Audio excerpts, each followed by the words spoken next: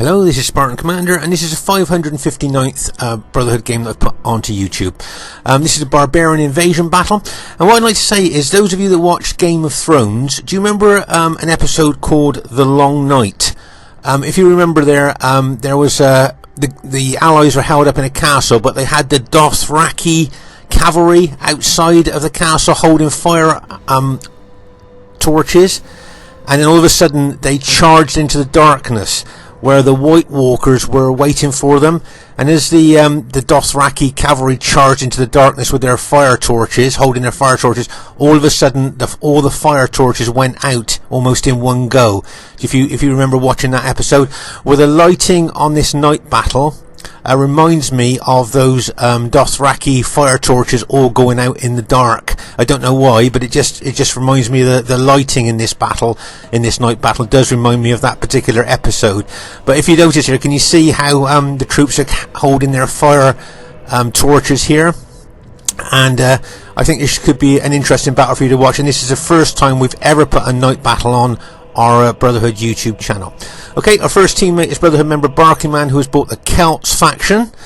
Okay, it's unusual for him to bring the Celts faction, and you'll see that their elite infantry are the callow glasses with those big swords there.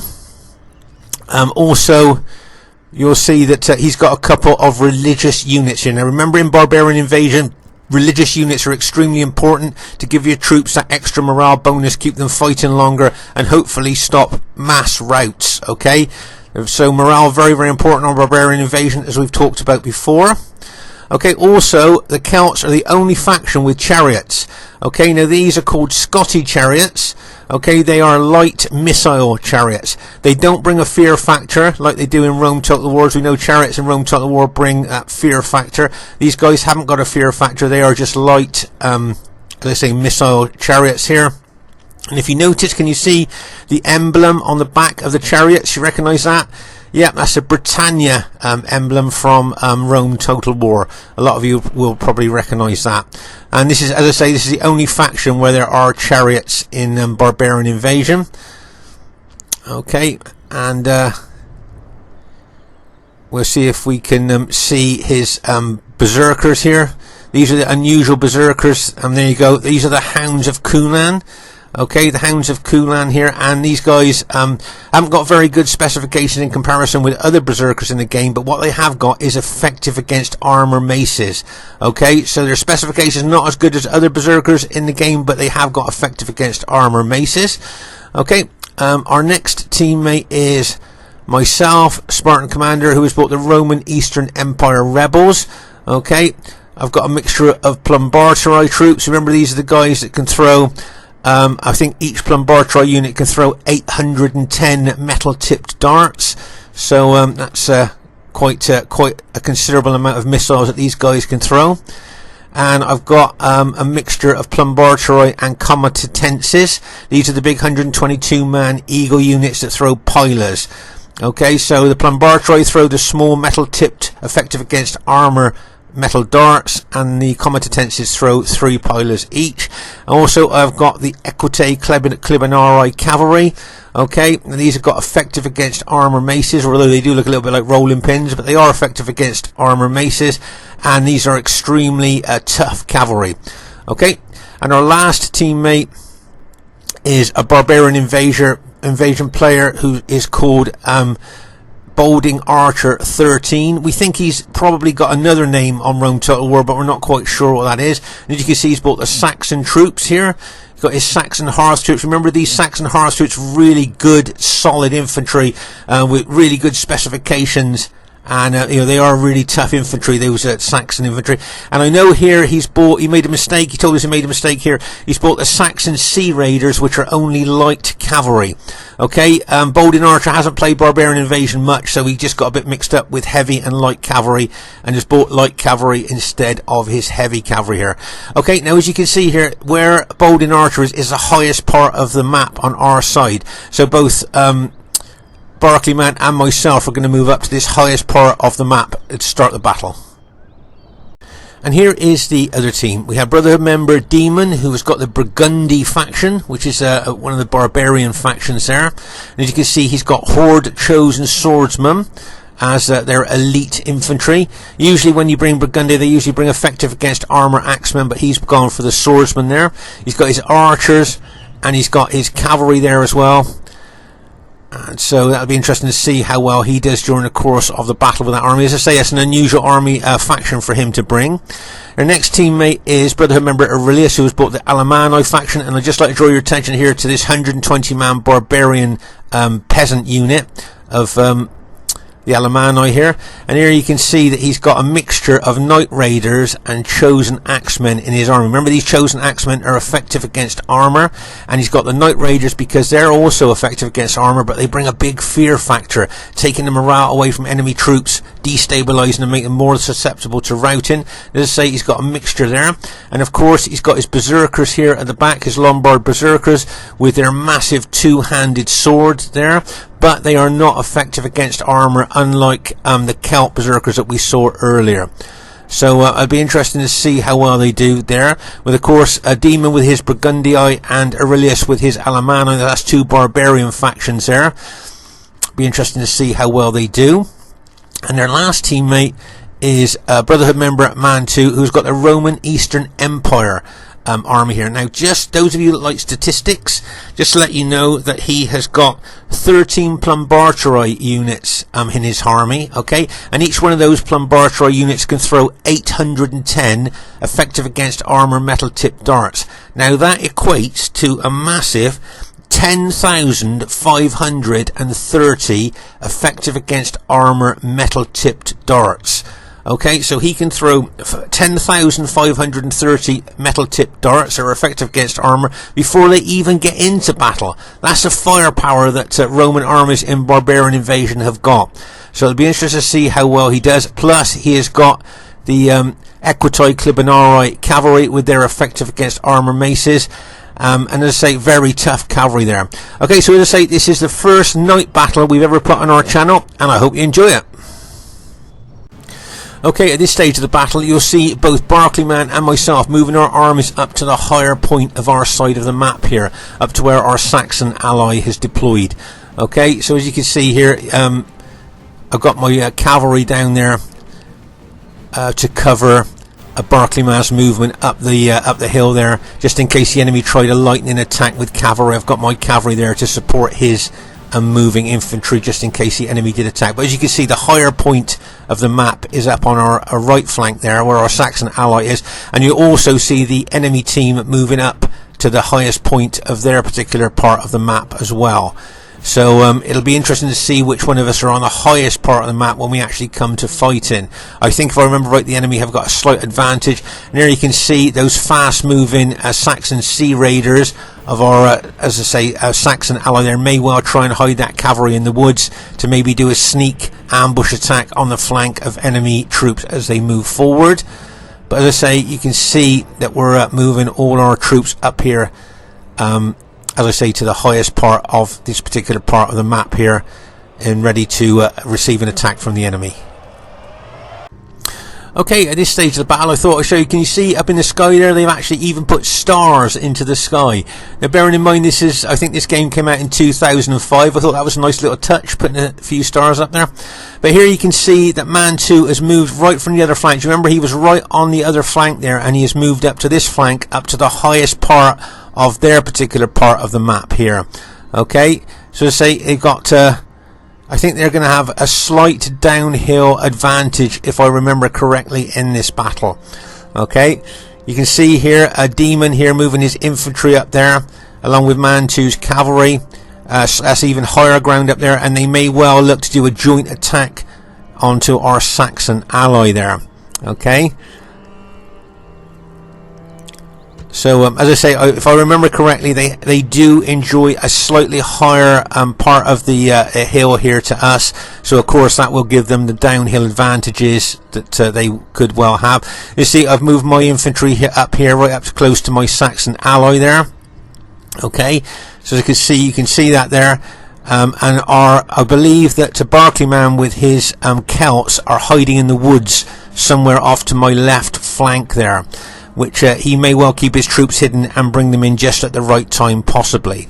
Okay, but as I say, you can see here our Saxon ally with his archers there at the front of his infantry formation, which of course is always a good move, because obviously he'll need archer cover there for his infantry, although those Saxon Hearth troops are really well armoured and good tough infantry.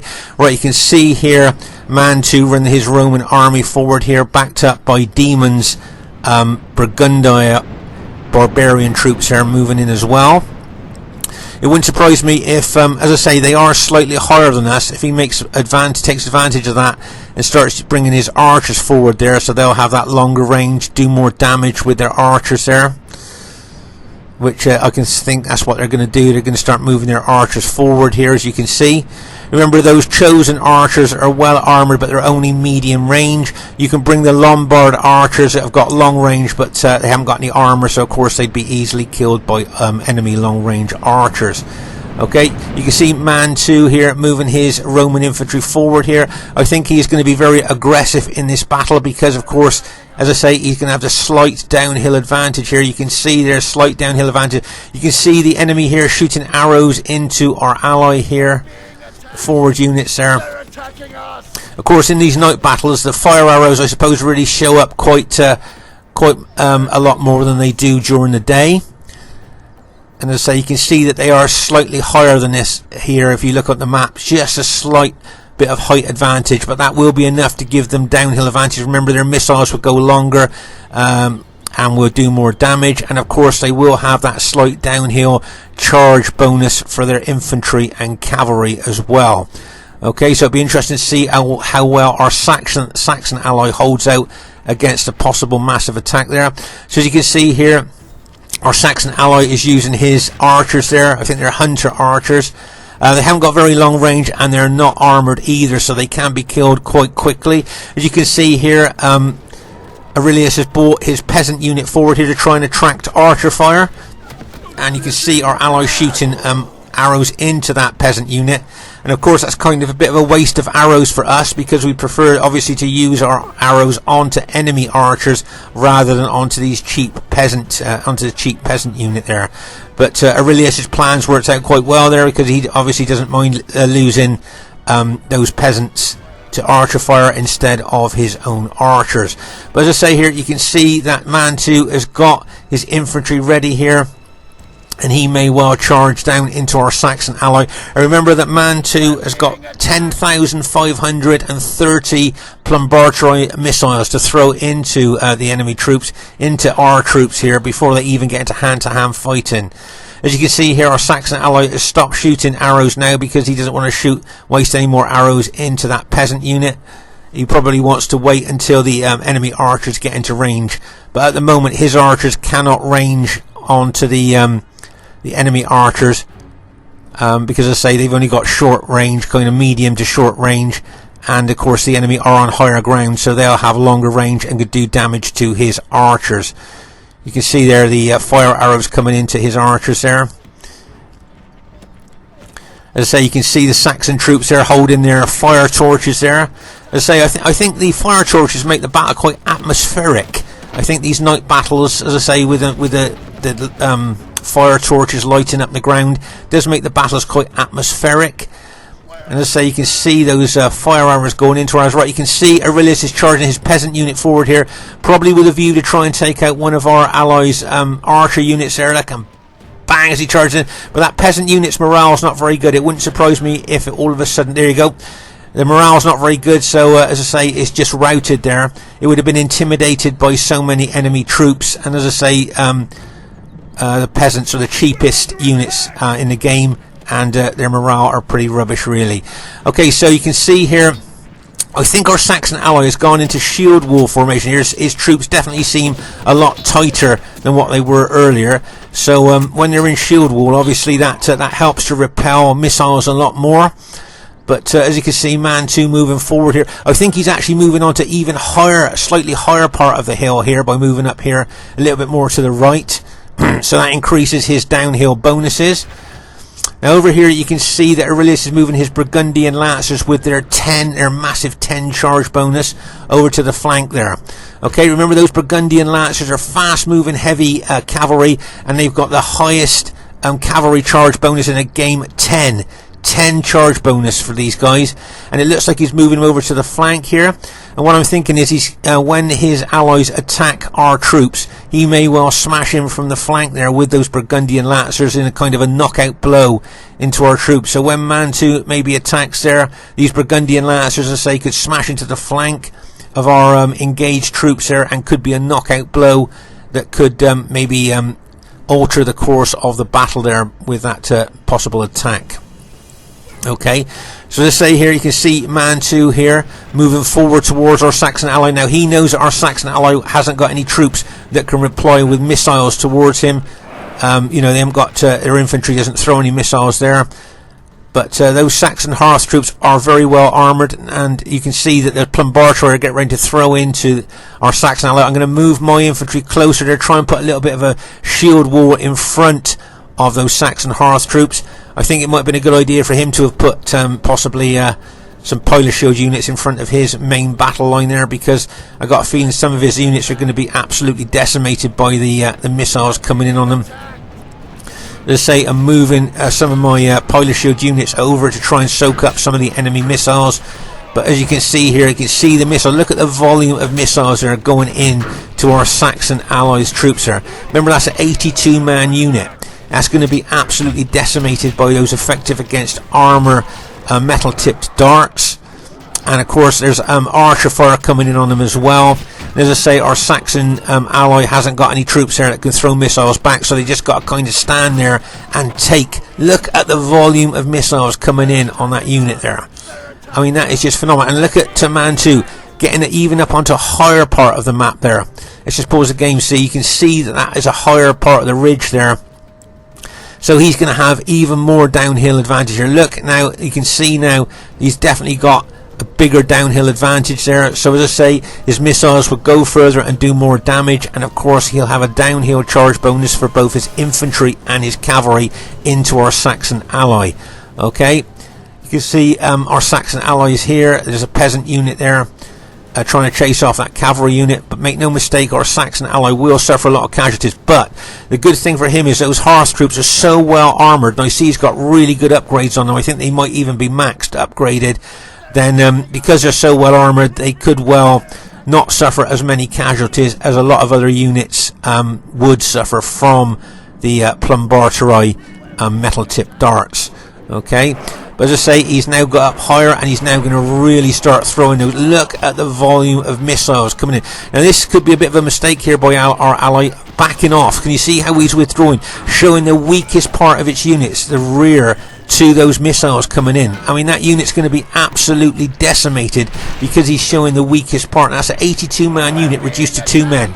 There you go, reduced to 2 men. He's lost 80 men there because he tried to move back and showed the rear, the weakest part of his unit, to those archers and those metal-tipped darts.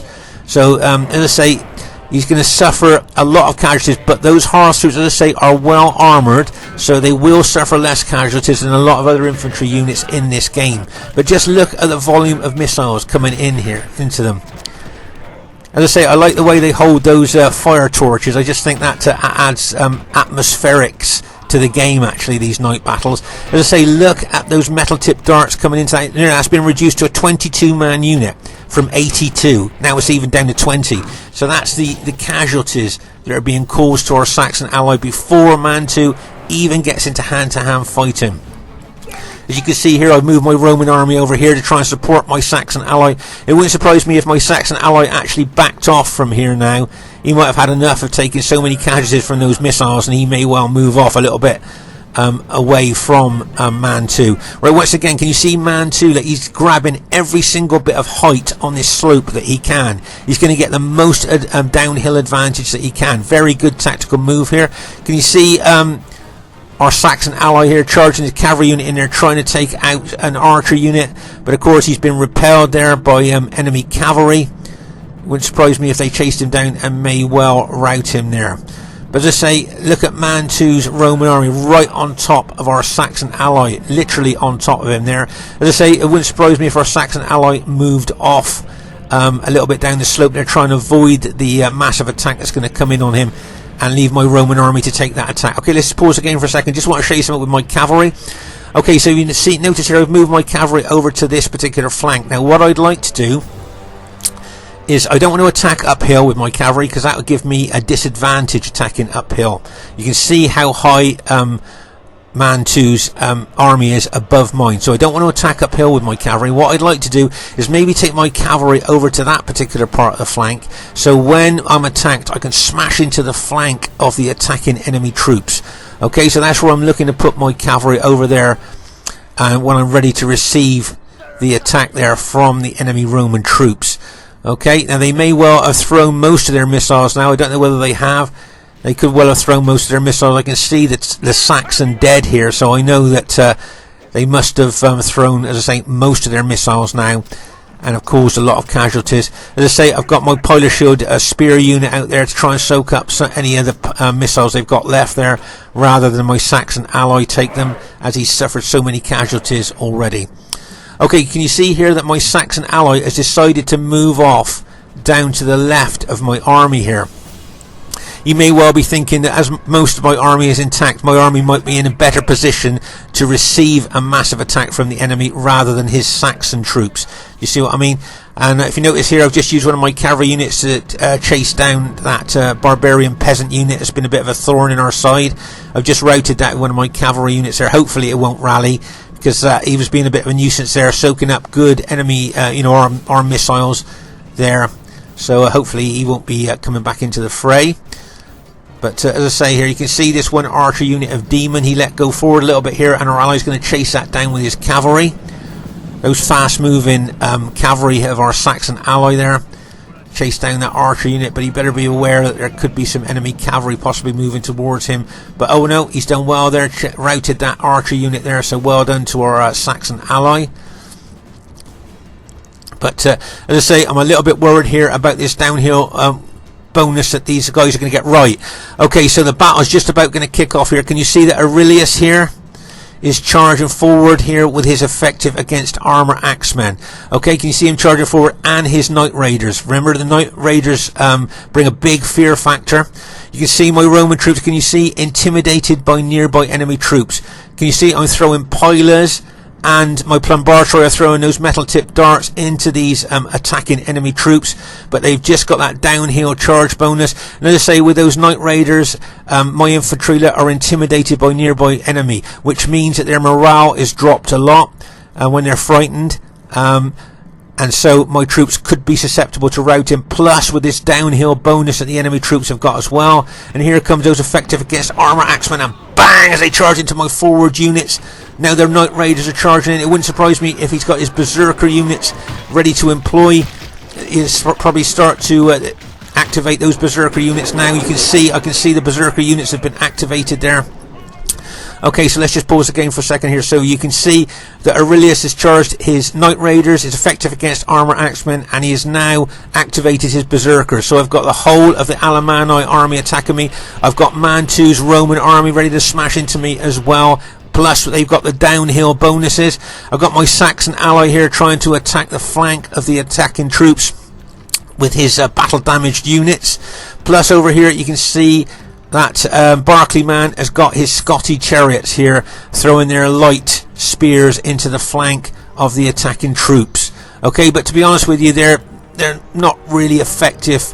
We don't see them used that much when anybody does bring the Celts, because they just don't seem to be that effective there. But he's throwing those spears into the flank of those attacking troops. You've got Aurelius's Burgundian Lancers ready to charge in here. You've got Demons, infantry and cavalry moving down towards us as well. And as I say, my infantry are taking the brunt of the attack, and Man 2's Roman infantry are looking like they're just going to charge in at any time there.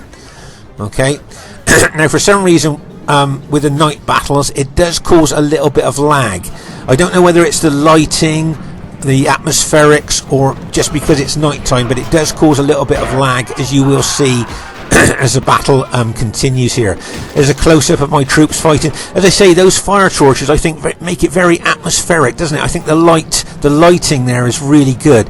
But as I say, night battles do tend to cause a little bit of lag. Right, you can see that Man 2 has thrown his infantry into attacking my units there, and also can you see his cavalry are charging as well. Right, let's just pause the game here. So my infantry have got all the Alemanni all of Man 2's Roman infantry and now his cavalry, and you've got Demons infantry coming in on my flank as well.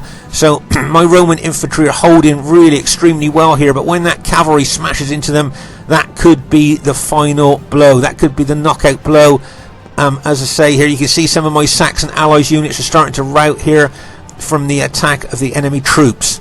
Okay, so as I say, with all these enemy troops heading in on my Saxon allies infantry here, as I say, that cavalry could be the final blow and could knock out my infantry there and cause a mass rout. But I've got my cavalry on the flank that I wanted to, and I'm going to smash into the flank of the engaged enemy troops here. I'm hoping that that's going to give my infantry a bit of a breather, take some pressure off my infantry here.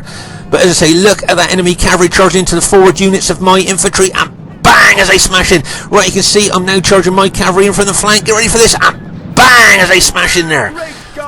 Okay, they've routed some enemy units on impact there with my cavalry coming in from the flank. I don't think they were expecting that because my cavalry was hiding. So they've just come through out of the woods there all of a sudden and smashed into the flank of those engaged enemy troops. Right, let's just pause the game for a second here. So I've charged my cavalry in like kind of an ambush attack from the woods, and I've routed a lot of enemy units on impact with them. Plus my infantry, unbelievably, is still holding. Don't forget my general. I'm going to have the rallying bugle blowing all the time here. I'm giving extra morale to my troops. Okay, make no mistake there, the rallying bugle will be blown lows, but look how the enemy have penetrated into my infantry there. As I say, that rallying bugle does make a difference, I think.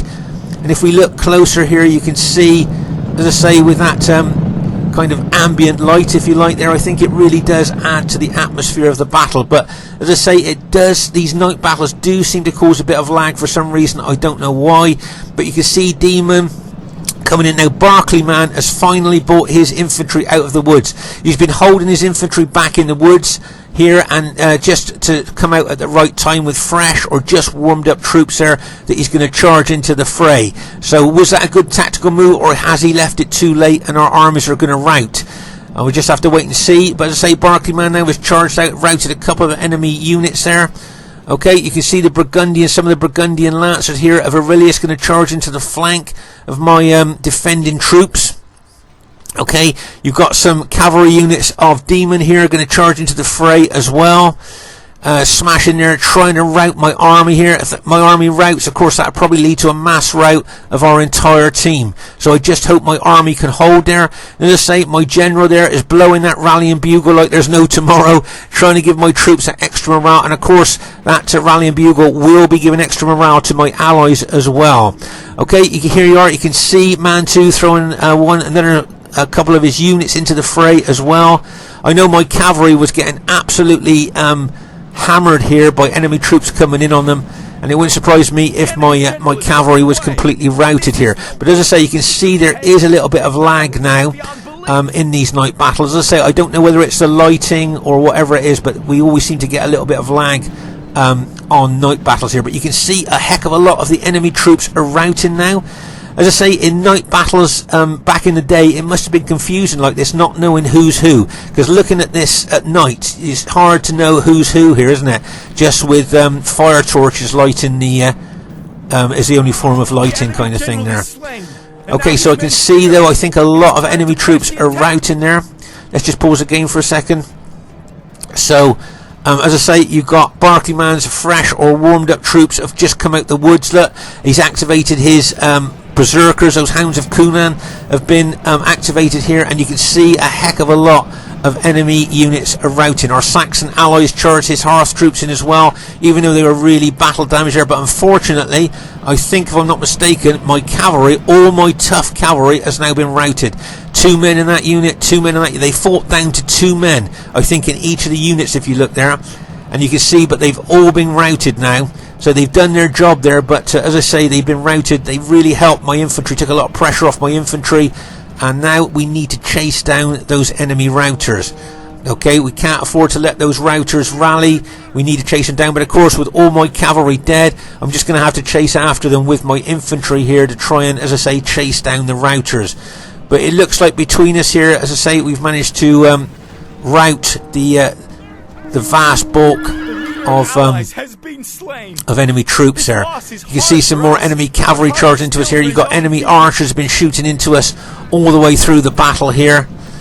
But as I say, the mass rout of the enemy there has kind of shown that our troops managed to hold. I was amazed that my Roman army held there against that massive attack there, but of course my Saxon ally charged in there, and I think Barclay Man hiding his units in the woods right up to the last minute and then bringing them back out into the battle there, I think was a good tactic. Of course, in that situation, I'm glad he didn't leave it much longer, because my army, I think, was on the point of breaking there with that downhill advantage that the enemy troops were enjoying. Okay, but as I say, we need to chase down the enemy there. As I say, back in the day when they used to fight night battles, imagine that, fighting night battles with the only form of lighting were fire torches. You just wouldn't know who was who, would you? It must have been really scary, because with just fire torches to light up the battlefield, as I say, you just wouldn't know where the enemy were attacking from, or almost who you were fighting, wouldn't it? It must have been quite scary. So that's why I think this night battle, it must have a little bit of authenticity in, as I say, when the battle actually kicked off and we were all fighting each other, it was difficult to tell who was who, wasn't it? And I think that's a good representation of what a battle must have been like with just using fire torches back in the day, you know, fighting at night. But as I say, here we're chasing down all the enemy routers here, and as I say, it looks like our team has managed to go on to win the battle there. Worthy of Rome and her armies, our soldiers have done well. And back on the slope here, you can see the massive dead there in the dark kind of thing, but you saw how many dead were there.